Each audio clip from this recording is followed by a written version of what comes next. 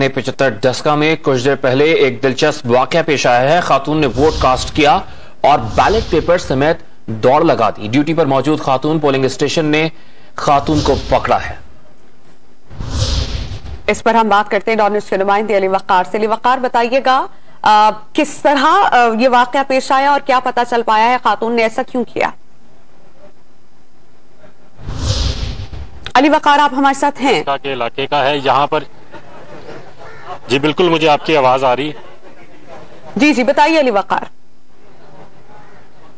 हाँ, ये polling station number 89 है, जिसके बारे में बताया जा रहा है कि वहां पर एक खातून वोटर अपना वोट कास्ट करने के लिए जब पोलिंग स्टेशन में पहुंची तो उन्होंने जो बैलेट पेपर है उस पर मोहर लगाने के बाद बैलेट पेपर बैलेट बॉक्स में डालने की बजाय पोलिंग स्टेशन से बाहर दौड़ लगा दी, जिस पर जो खातून पोलिंग अमला था और पुलिस के एहलकार वहां पर जो मौजूद थे उन्होंने खातून को रोका और उसको ये बताया कि ये आपने बैलेट पेपर साथ लेकर नहीं जाना, जिस पर वो खातून उनसे तकरार करती रही कि वो बैलेट बॉक्स में ये बैलेट पेपर नहीं डालेंगी, ये वो अपने साथ लेके जाएंगी। तो जिस पर जो दूसरी जानिब से जो मुखालिफ उम्मीदवार के पोलिंग एजेंट्स थे उनकी जानिब से भी शोर ये किया गया कि ये बैलेट पेपर बाहर नहीं जा सकता, इसको बैलेट बॉक्स के अंदर डाला जाए। तो पोलिंग के अमले ने उस खातून को समझाकर वो जो बैलेट पेपर था उससे लिया और दोबारा बैलेट बॉक्स में डालकर उसका जो वोट डालने का हक था उसको यकीनी बनाया है। जी अली वक़ार, आप हमें अपडेट कर रहे हैं, आप हमारे साथ मौजूद ही रहिएगा। डस्का में पोलिंग स्टेशन